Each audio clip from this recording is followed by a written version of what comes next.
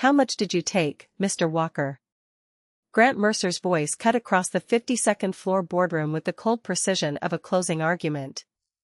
Ethan Walker stood alone at the far end of a polished walnut table, rainwater still darkening the shoulders of his worn canvas jacket. Around him sat 12 executives in tailored suits, each framed by the silver morning light spilling through the glass walls of Bennett Meridian Group. On the screen behind Ethan was a security photograph showing him beneath an elevated train platform, one hand gripping a black leather case valued at $8.4 million. Not 1 cent, Ethan said. Grant leaned back. You expect us to believe that? Yes. You sleep in a van with your daughter. Ethan's jaw tightened, but his voice remained quiet. That's right. The room settled into an uneasy stillness.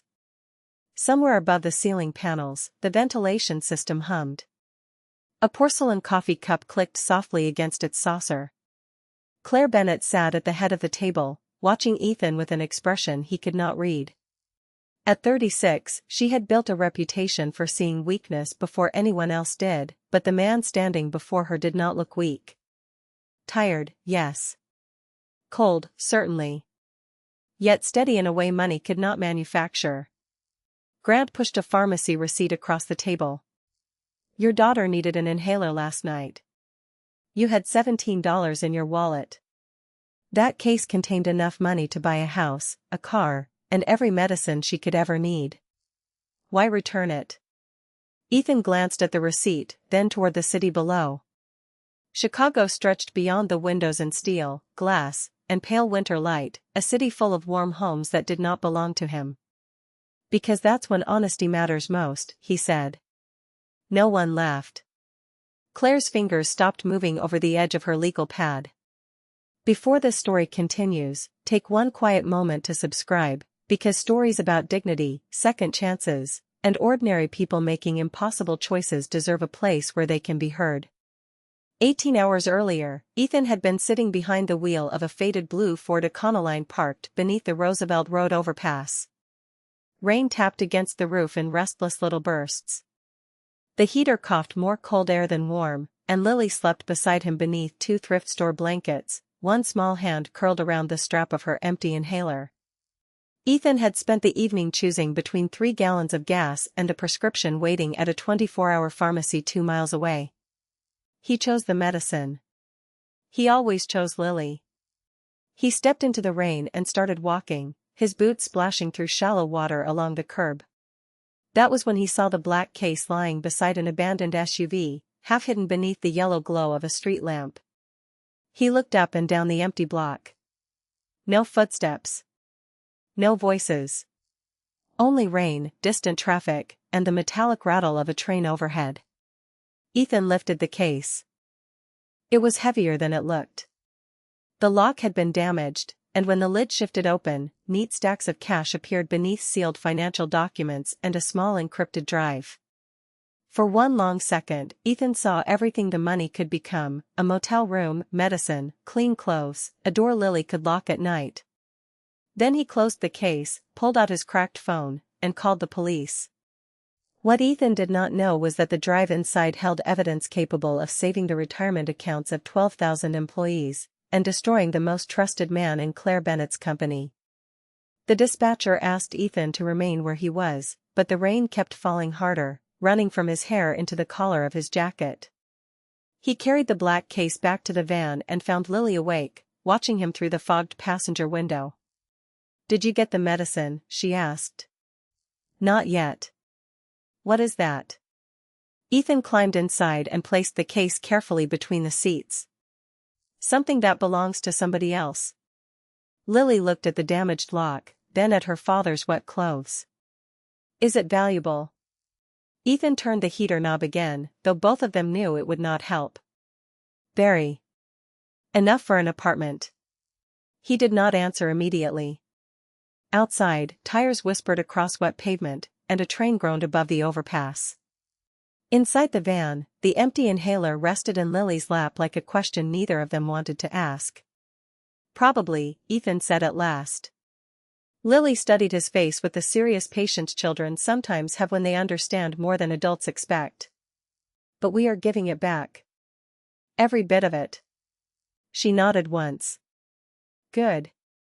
10 minutes later, 2 patrol officers arrived. Their red and blue lights washed across the concrete pillars, turning the rain purple against the windshield. Officer Daniel Brooks approached slowly, one hand raised where Ethan could see it. He was in his mid-40s, broad-shouldered, with tired eyes that had learned not to trust first impressions but still sometimes did. You called about a lost case. Yes, sir. Ethan stepped out and handed it over. Brooks looked at the worn van, the blankets inside, and Lily's pale face. You opened it.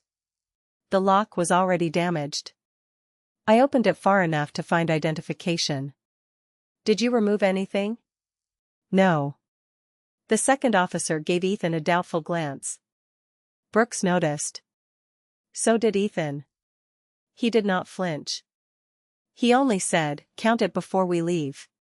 At the station, fluorescent lights buzzed above a scratched metal desk while an evidence clerk examined the contents.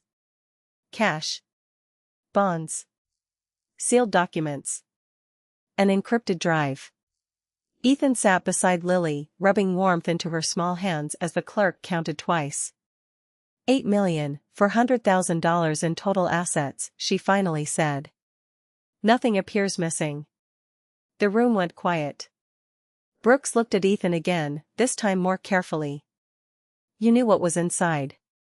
Enough to know it was not mine. You could have taken 1 bundle. Maybe 2. Nobody on that street would have seen you. Ethan glanced at Lily. She would have. Brooks followed his eyes and understood. A few minutes later, an identification card inside the case connected it to Bennett Meridian Group. Calls were made. Security teams were alerted. Across downtown Chicago, Claire Bennett stood in a glass conference room while Grant Mercer closed the blinds behind them. The case has been recovered, Claire said. Grant's expression did not soften.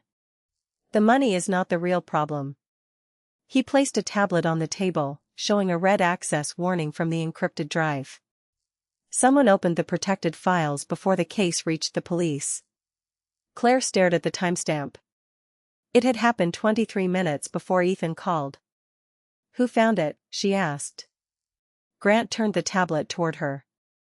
A station photograph showed Ethan in his soaked jacket, seated beside Lily. A homeless man, Grant said. Claire looked at the image for a long moment. Then Grant added quietly, and now he knows enough to destroy this company.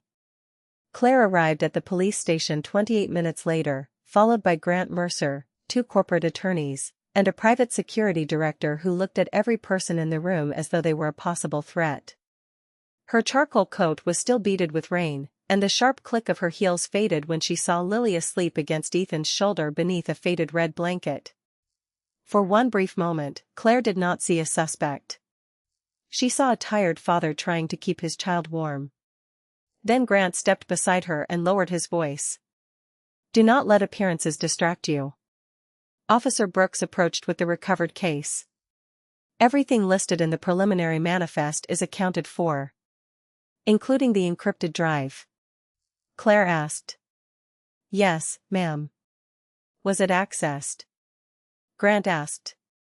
Brooks glanced toward Ethan.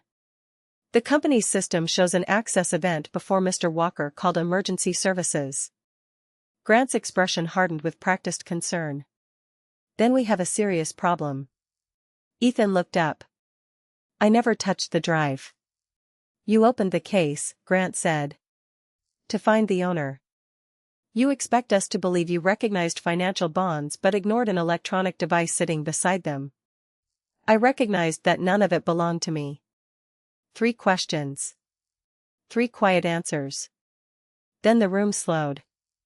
Rain traced crooked lines down the station windows. A vending machine hummed near the hallway, and Lily's breathing carried a faint whistle that made Ethan glance at her every few seconds. Claire noticed that glance. She also noticed the pharmacy receipt folded in his hand. Mr. Walker, she said, do you know who I am? Ethan studied her for a moment.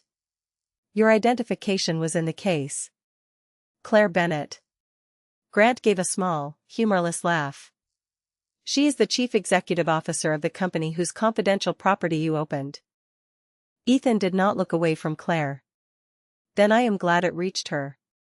That answer unsettled her more than anger would have. He did not ask for recognition. He did not mention a reward. He did not even defend his pride. He only adjusted the blanket around Lily's shoulders. Claire stepped closer. Why were you near the vehicle? I was walking to a pharmacy. At midnight. My daughter needed medicine. And after finding more than $8 million, you still kept walking toward a pharmacy you could not afford. Ethan's eyes lowered to the receipt. I called the police first.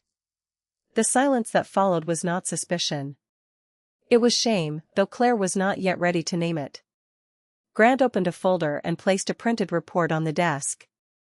The protected files contain information related to 12,000 employee retirement accounts. Whoever accessed them may have copied the data. I did not, Ethan said. Can you prove that? Can you prove I did? Grant's smile disappeared. Officer Brooks looked between them. The access happened 23 minutes before Mr. Walker's call. We will need traffic cameras, device logs, and the exact time he found the case. Ethan nodded toward the station entrance. There is a city camera above the east side of the overpass. Another one faces the pharmacy entrance. Check both. Claire frowned. How do you know that? I used to install commercial security systems. Grant closed the folder. Used to. The company shut down. And now you live in a van. Ethan's voice remained calm. That changed my address. It did not change my character. Lily stirred against him and opened her eyes. She looked at Claire, then at the black case. Did my dad give everything back? Claire hesitated. Yes. Lily smiled sleepily. He always does the right thing, even when it costs us. Claire had spent years surrounded by people who calculated every favor. Yet standing before her was a man with almost nothing, asking for nothing, while his child quietly testified to the only wealth he had refused to lose. By sunrise, Officer Brooks had confirmed that the city camera beneath the overpass was working, but the footage would take several hours to retrieve. Ethan was free to leave, though Grant made certain the word free sounded temporary. Claire offered to arrange a hotel room for Ethan and Lily. Ethan thanked her, then declined. We will manage. Your daughter needs medicine, Claire said. I know. Then let me help. Ethan met her eyes without anger. Help is different from pity. Claire had no answer for that. She watched him guide Lily through the station doors and into the gray Chicago morning, carrying the same quiet dignity he had carried into the rain. Grant stood beside her, buttoning his coat. He is performing for you. He returned everything. That only proves he knows how to build trust. His words followed Claire back to Bennett Meridian, where sunlight spread across the marble lobby and employees hurried past beneath glowing market screens. By 10 o'clock, Grant had convinced the security team to treat Ethan as a continuing risk. By 11, Claire had made a decision she would soon regret. She instructed her assistant to prepare a plain envelope containing $10,000 in cash and a typed note that read, "Consider this a private reward. No paperwork required." The envelope was placed inside Ethan's van while he and Lily were at the pharmacy. Claire told herself it was not cruelty. It was caution. She needed to know whether his honesty survived when nobody was watching. Ethan found the envelope beneath the driver's seat shortly after noon. Lily sat beside him, turning her new inhaler over in her hands. Is that from the police? She asked. Ethan read the note twice. $10,000 could pay for months of food, a safe room, winter clothes, and repairs to the van. It could give Lily a bed that did not fold against a steering wheel. Yet something about the cash felt wrong. Too clean. Too convenient. Too quiet. Stay close, he said. 30 minutes later, Ethan walked into the lobby of Bennett Meridian with Lily beside him and the envelope held openly in one hand. The security guard looked at his jacket, his boots, and the child carrying a pharmacy bag. You cannot stay here. I need to return something. Leave it at the desk. I need a receipt. The guard sighed. Sir, this is a corporate building. Ethan's voice remained level. And this is $10,000 that does not belong to me. Nearby conversations faded. A receptionist stopped typing. 2 employees turned from the elevators. High above them, Claire watched through the security feed as Ethan placed the sealed envelope on the marble counter. The guard opened it, counted the money, and called upstairs. Where did you get this? He asked. Someone put it in my van. You expect us to believe that? Ethan glanced at Lily. Belief is your choice. Returning it is mine. Claire felt the weight of those words before the elevator doors had even opened. She crossed the lobby slowly, every step exposing the smallness of what she had done. Ethan saw her and understood immediately. This was yours, he said. It was not a question. Claire stopped several feet away. I needed certainty. You had the police report. The files on that drive could destroy thousands of lives. So you decided to see whether hunger could change my character. The lobby became silent enough to hear the rainwater dripping from Ethan's coat onto the polished floor. Claire lowered her eyes. I was wrong. Ethan handed the envelope to her. You did not test me, Ms. Bennett. You tested what you believe about people who have less than you.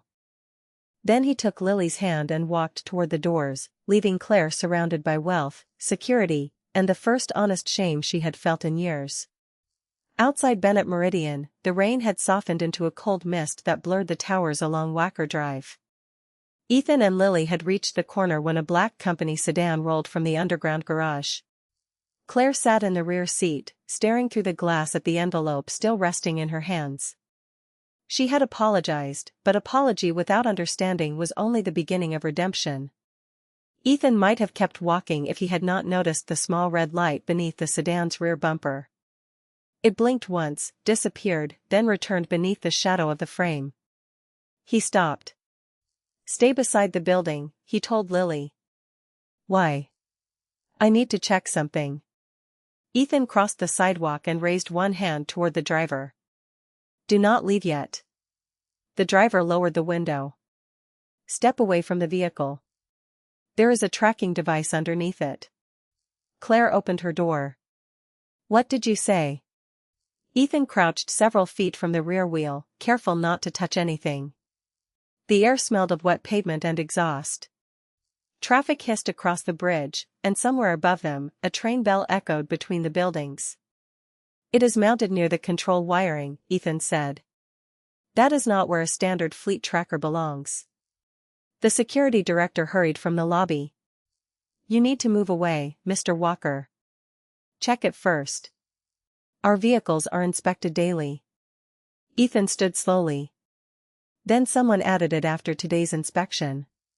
Claire looked at the security director. Check it. He hesitated, then knelt with a flashlight. His expression changed almost immediately. There is a device here. Grant appeared through the revolving doors, his face composed but his steps too quick. What is happening?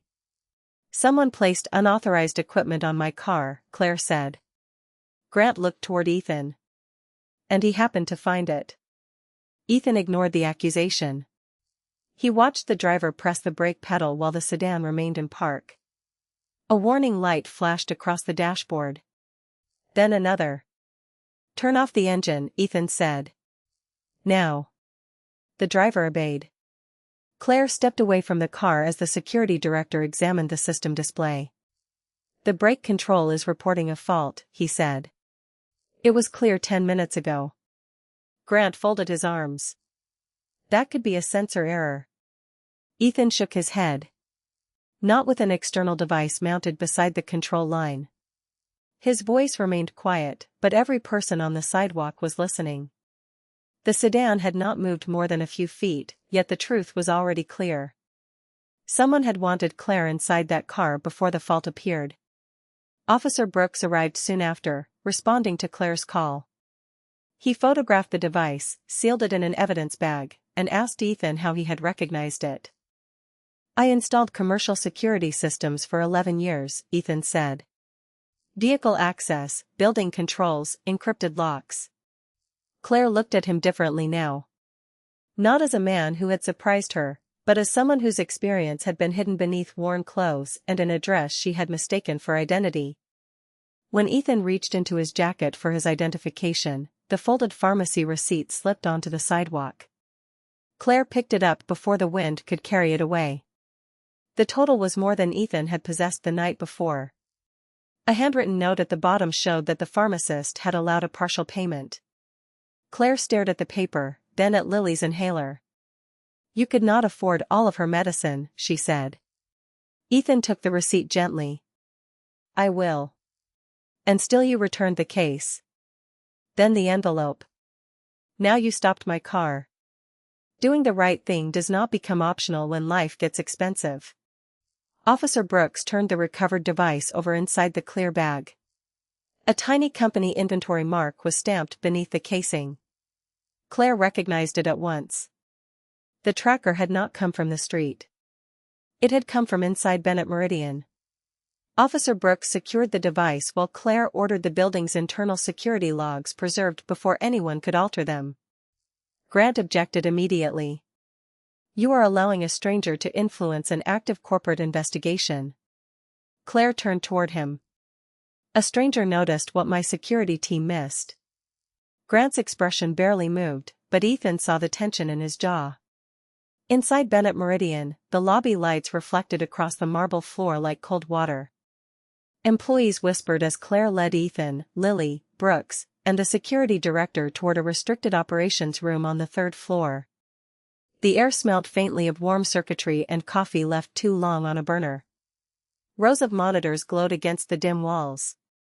"Show us every internal device assigned to executive transportation," Claire said. The technician typed quickly. "There are 42 registered units. And the one Officer Brooks recovered. The serial number belongs to inventory." Grant stepped closer. "Which department?" The technician paused. "Corporate Finance Security." Silence settled across the room. Claire looked at Grant. "Your division." "Thousands of devices pass through my division," he replied. "That proves nothing." Ethan studied the screen. The serial number was only one piece. Inventory records could be reassigned, copied, or falsified. He leaned toward the technician. "Can you show when that unit last connected to the internal network?" Grant's voice sharpened. "He is not authorized to review company systems." Claire did not look away from Ethan. "He is authorized now." The technician opened a connection log. A timestamp appeared from the previous evening, 17 minutes before the black case left Bennett Meridian. The device had connected through a finance floor access point. "Who was signed in?" Claire asked. Another pause. "The credentials belong to Grant Mercer."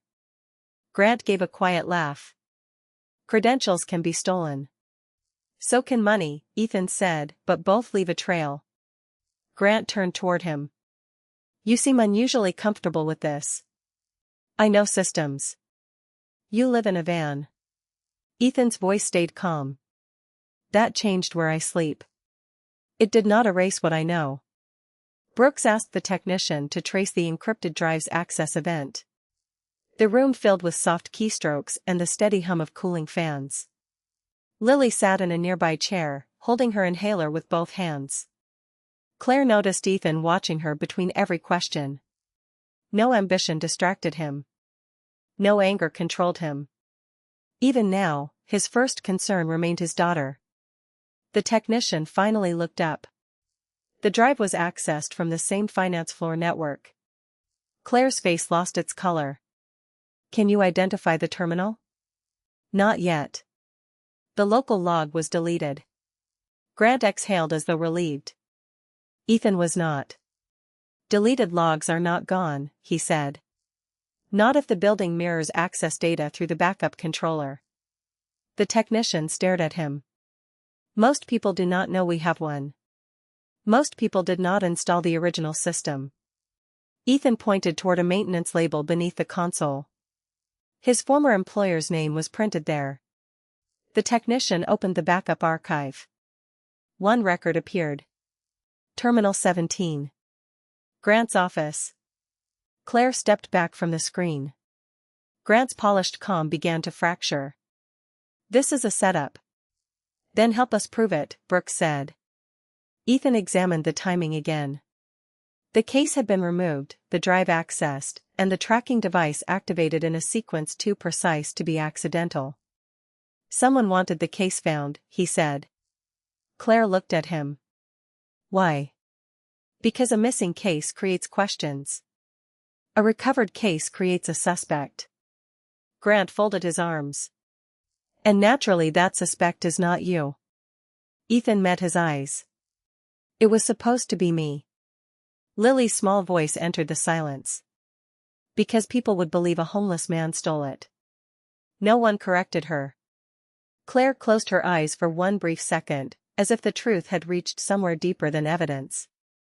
Then Ethan noticed a second access request flashing on the archive screen, active at that very moment. Someone inside the building was trying to erase the backup. And the request was coming from Grant's executive office. The technician reached for the keyboard, but Ethan stopped him. Do not shut it down. Someone is deleting evidence, Claire said. Then let them believe it is working. Ethan studied the access pattern moving across the screen. 3 commands. 2 pauses. 1 repeated route through the finance network. The rhythm was careful, but not careful enough. The request is not coming from Grant's office, Ethan said. It is being redirected through it. Grant seized on the words. Then you admit I was framed. Ethan looked at him. I said the signal was redirected. I did not say by whom. Officer Brooks asked the technician to mirror the live session without interrupting it. The monitors flickered softly. Cooling fans whispered beneath the counters. Outside the operations room, distant elevator bells chimed through the building, ordinary sounds continuing around an extraordinary truth. The trace ended at a service terminal inside a company warehouse near the south branch of the Chicago River. Claire recognized the address. Bennett Meridian stored retired equipment there before disposal. Who has access? Brooks asked. The security director checked his tablet.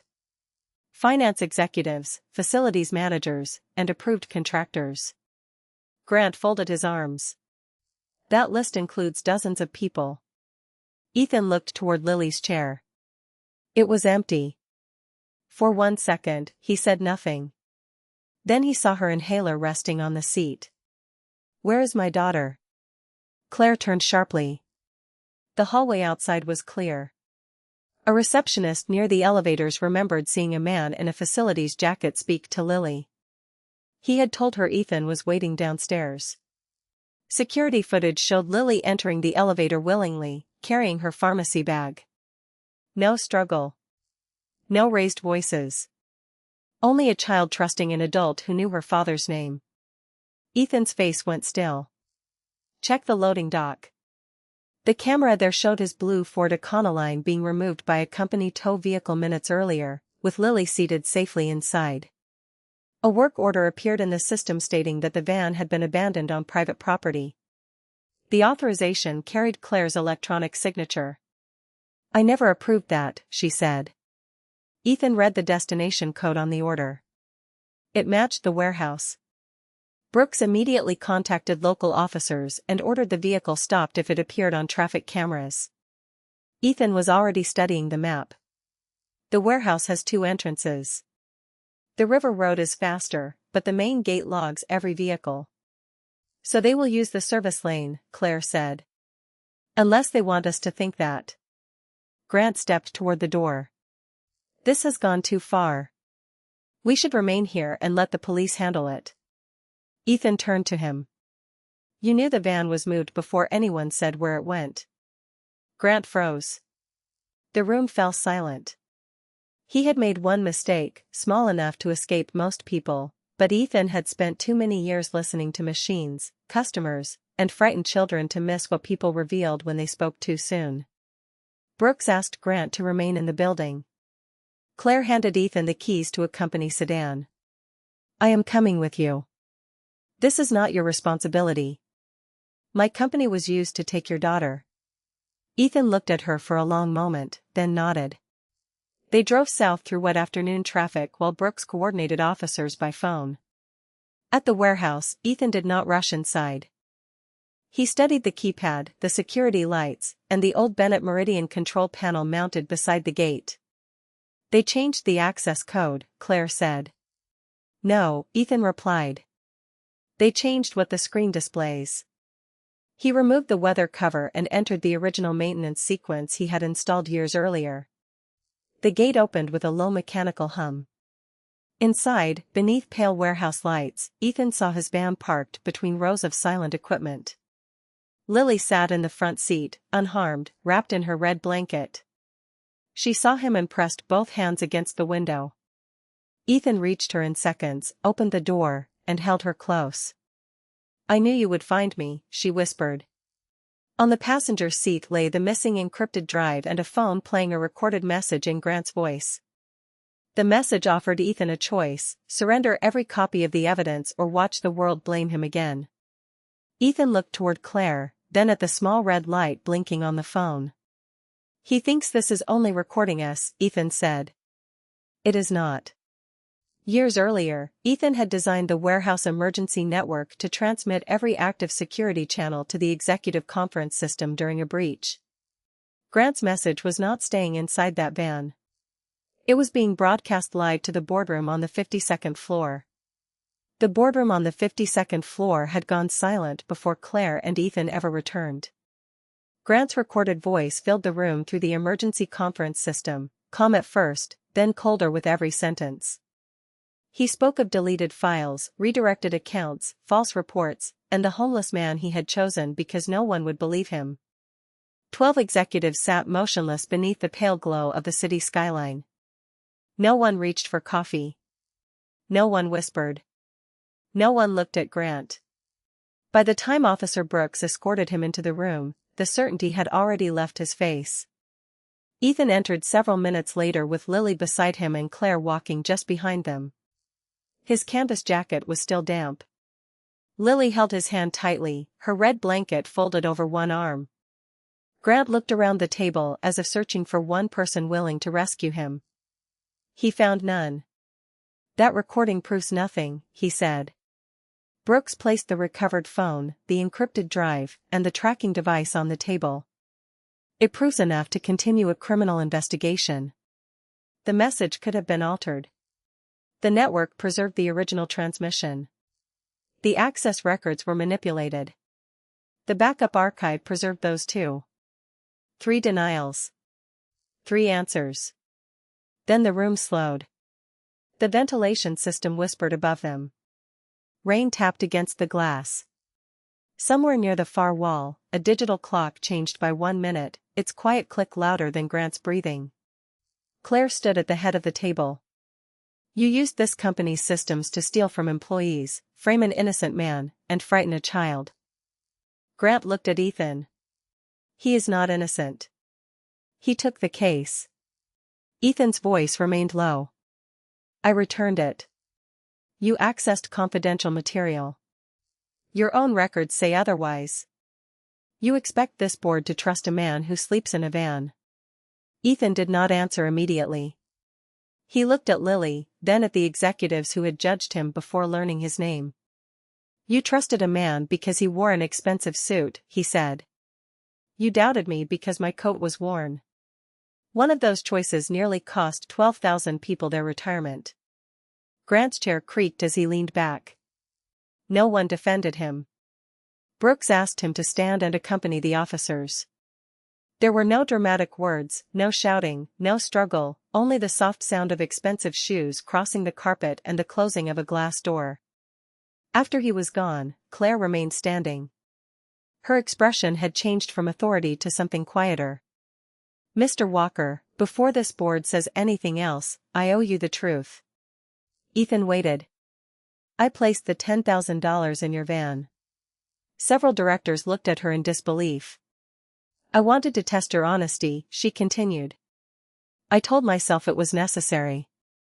It was not. It was prejudice disguised as caution. Lily looked up at her father, but Ethan's eyes stayed on Claire. You did not need to test whether I was honest, he said. You needed to ask why it was so difficult to believe I could be. The words did not rise in volume. They did not need to. Claire lowered her gaze. One director removed his glasses. Another closed the folder in front of him. The entire room seemed to understand at once that wealth had not made them better judges of character. It had only made their mistakes more comfortable. Claire stepped around the table and stopped several feet from Ethan. I am sorry, she said. Not as chief executive officer. As a person who saw your situation before she saw you. Ethan nodded once. Then see the next person sooner. Claire looked at Lily, then back at him. I will.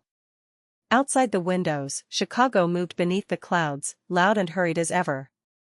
But inside that room, the silence held something different now. Not suspicion. Not shame alone. Respect. 3 months later, morning light filled a modest apartment on the north side of Chicago, touching the kitchen table, the second-hand couch, and the row of Lily's drawings taped carefully above the heater. Ethan stood at the stove making pancakes while Lily packed her school bag. The apartment was not large. The paint was uneven near the windows, and the radiator knocked whenever it warmed. But the front door locked. The beds were dry. The address belonged to them. Claire had offered Ethan a house, a cash reward, and a permanent position without an interview. He had declined all three. I do not want a rescue, he told her. I want a fair chance. So Bennett Meridian created one. Ethan completed the same background checks, technical assessments, and interviews required of every other candidate. He earned the position of Community Security Program Director, then used his first proposal to build something larger than his own second chance. The company converted an abandoned warehouse on the west side into temporary family housing, job training rooms, a medical clinic, and a child care center for parents moving out of homelessness. Claire funded the project, but Ethan designed its promise. No pity. No hidden tests. No one reduced to the place where they slept. On opening day, more than 200 employees, city workers, and neighborhood families gathered beneath warm lights inside the restored building.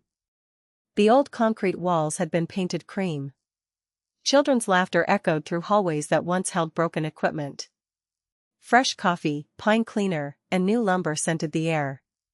Claire stepped to the microphone, but she did not begin with quarterly numbers or corporate language. This building exists because one man returned what did not belong to him, she said. Then he reminded us to return something we had taken from others without noticing. The room grew still. Their dignity. Ethan stood near the back with Lily, wearing a simple navy suit Claire had never seen before. When the crowd turned toward him, he did not wave like a hero. He looked almost uncomfortable. Lily nudged his arm. Go, Dad. He walked to the front as applause rose, then gently raised one hand until the room quieted. There was a night when my daughter and I had $17, he said. We did not have a home. We did not know what the next week would look like. But being homeless was where we slept. It was never who we were. Claire lowered her eyes, remembering the envelope, the suspicion, and the lesson that had changed the way she led. Ethan continued. People do not need to be tested before they are treated with respect. They do not need perfect clothes, a permanent address, or an impressive title before someone believes they can be honest. Lily smiled from the front row. Officer Brooks stood beside her, his hands folded quietly. Behind them, a mother entering the program held a new apartment key and wiped tears from her cheek. Second chances matter, Ethan said, but so does the first chance we should have given someone.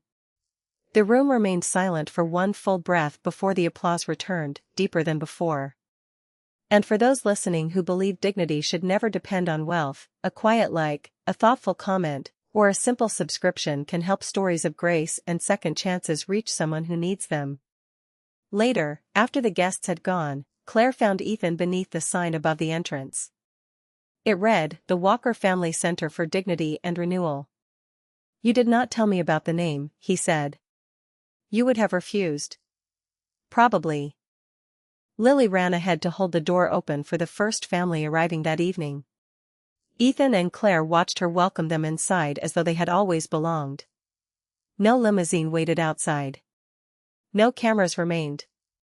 There was only warm light spilling onto the sidewalk and a father who had once possessed nothing except his character. In the end, the millions were returned to their owner. But the greater fortune was what came back to everyone else: trust, respect, and the courage to see human worth before the world provided proof.